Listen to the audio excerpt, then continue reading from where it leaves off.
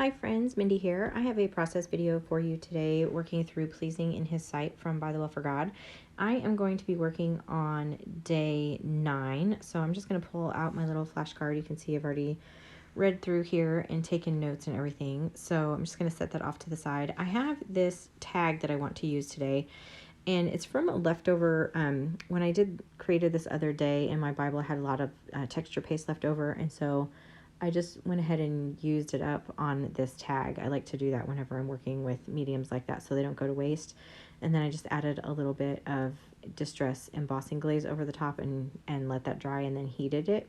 So that's how I created that little tag. And I just want to use it because it's been sitting here basically since day 1 of this process. So I just want to get it used up so that I don't forget about it. So but first I want to create a little bit of color on my background. So the first thing I'm going to do is take these Distress crayons, and I'm using Sponge Sugar and I'll also go in with Tattered Rose here in a second. I have these florals that I think I'm going to be using today, and so I'm trying to match the colors in them as much as I can. There's the pinks, and then there's also just a little bit of blue, which is why I have those selected to kind of go along with my little tag there. So you can see I just scribbled just kind of lightly around. The thing with Distress crayons is they're not going to move unless you move them with something water based. So like I'm using a crayon, a baby wipe here, but you could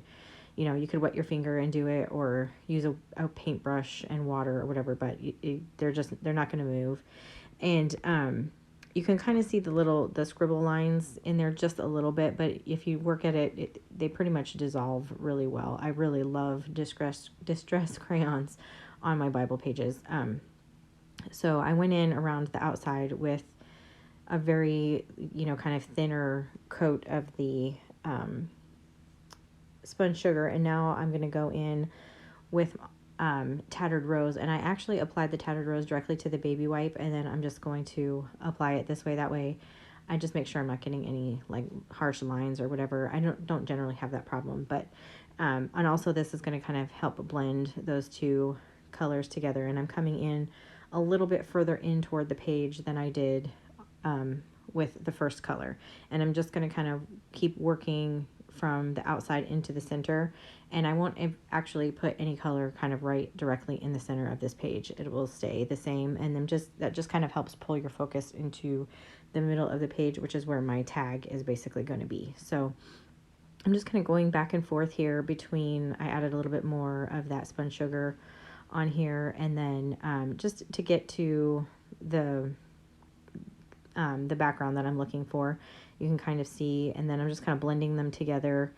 And I just wanted to have kind of spots where it was more of that bright pink color, and then like the Tattered Rose color. It's really pretty subtle, and it's probably hard to see on camera, but I'm just going around, and I just keep doing this until I've blended everything and I'm happy with the way that it looks. And then to add a little bit more interest, and then it just dried everything with my heat tool. And then just to add a little bit more interest, I'm taking this script stamp. This is from Sweet and Sassy Stamps, and I am going to very loosely stamp this stamp on here. You can see I don't even have it on a stamping block. I inked it up real roughly, and then I'm just kind of only pushing in little pieces of it at a time. I don't want a solid impression of the stamp. I really want it to just create a little bit more texture in the background. I'm going to try and bring it up here so you can kind of see. It's hard to see in the camera, but it just adds a little extra something in the background interest that you just from having that ink back there. And then of course I dried that really well before anything else, because Distress Oxide can stay wet for a little bit. So now I'm just going to try and play with these pieces and get them on this page in a way that makes sense in my brain. And I actually ended up kind of playing with this and rearranging and everything quite a bit. And I left most of that on camera because people have told me that that's helpful just to kind of see, and also we all kind of get on the struggle bus sometimes with it. So here you can see I've actually gone in and pulled out some other things. I had originally thought I was going to use one of these camera die cuts, and then I decided maybe I would use this other camera die cut. These are from the extra ephemera pack, and then I ended up settling on a Polaroid from the devotional.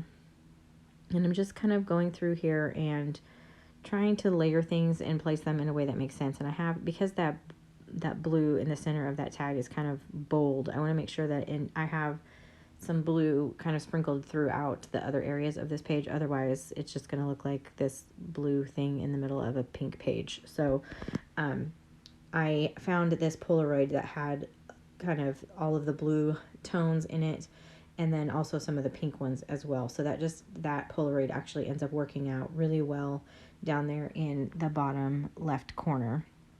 And so instead of using the little camera die cut, I'm going to use the one with the girl. And I had thought about using the one with the mountains and all the flowers, because again, it had a lot of blue in it.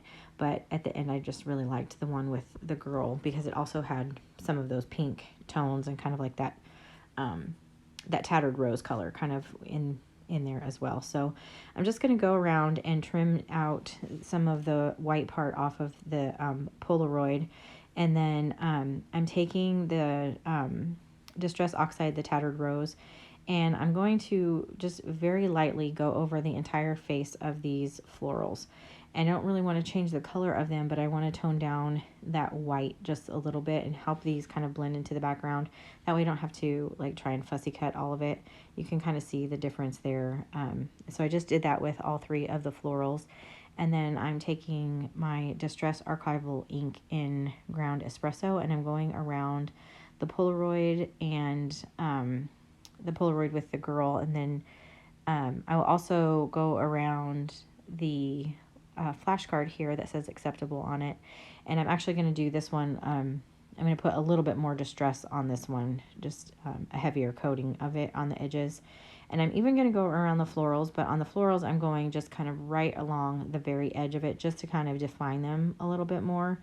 And I do that. That's why I really like sometimes using the flat blending tools instead of using like a makeup brush or whatever, because you can kind of control some of the way that the edges look when you're adding the distress ink. So you saw me there. I went through and I wrote some of the notes from the devotional, and then just some other thoughts that I had. And this day was talking a lot about prayer, and prayer being our communication, and the Lord is delighted when we come to him with our needs. And one of the things that stuck to me is that we really need to learn to recognize our great needs, our great need for him, instead of kind of feeling like we're all sufficient. Or you've heard people say like, well, all we can do is pray. Like that's like the last resort, when really that should be our first reaction in any situation. And getting into that mindset of seeking the Lord first, instead of going through all of the ways we think we can solve a problem, and then when we have come to the end of ourselves, then deciding that we're going to seek the Lord's help.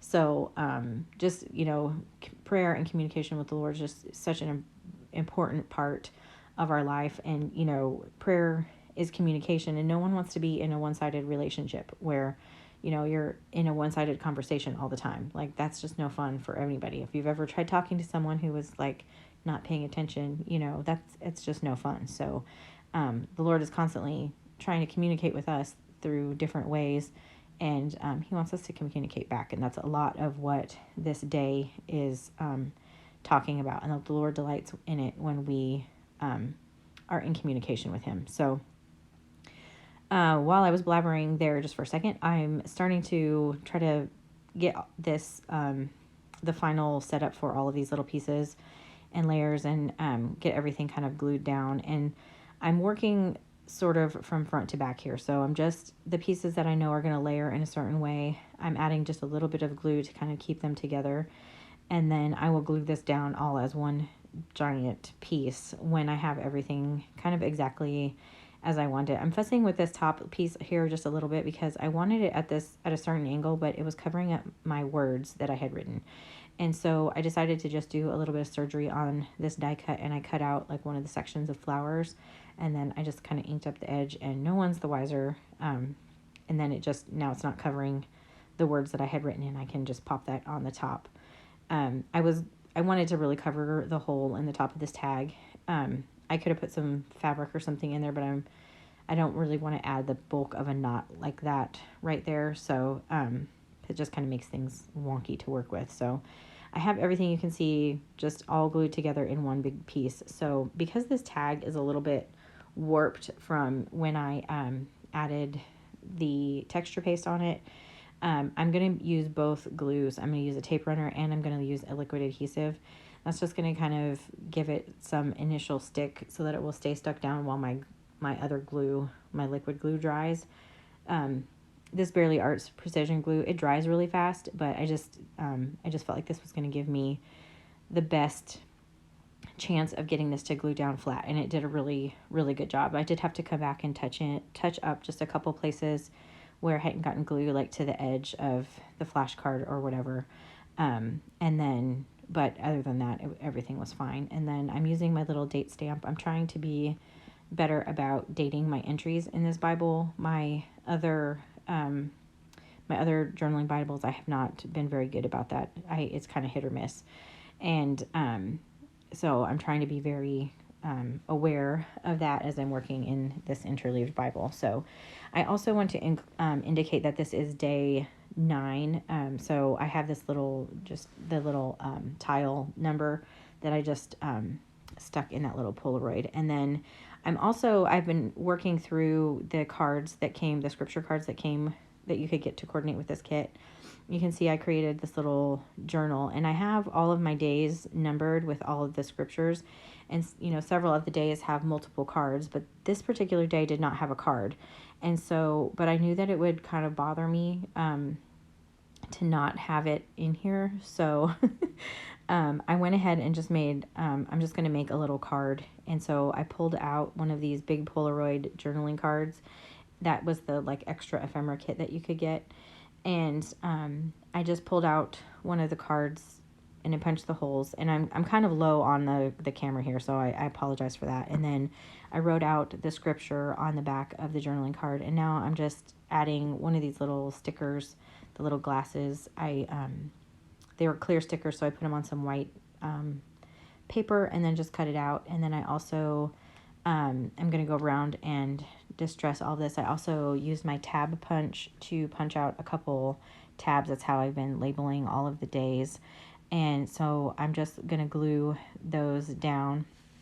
And again, this is really just so that I have this card in this day. I will do, when I'm finished working through the devotional, I'll do a flip through of all of these cards. And you can see I'm just labeling this, that this is day 9, and then I'm just going to pop this back into my little card ring here. I am going to add a little bit of ribbon. This is just some ribbon that I picked up at Hobby Lobby. I just want to add a little interest up there at the top. I'm going to just staple that, and then I'll stick that in there. So again, this is just so that I have this scripture indicated for in this book. I want to have all the scriptures in here. So that is everything for day 9. If you like this video, please give it a thumbs up. Subscribe to my channel if you haven't already. And until next time, bye-bye.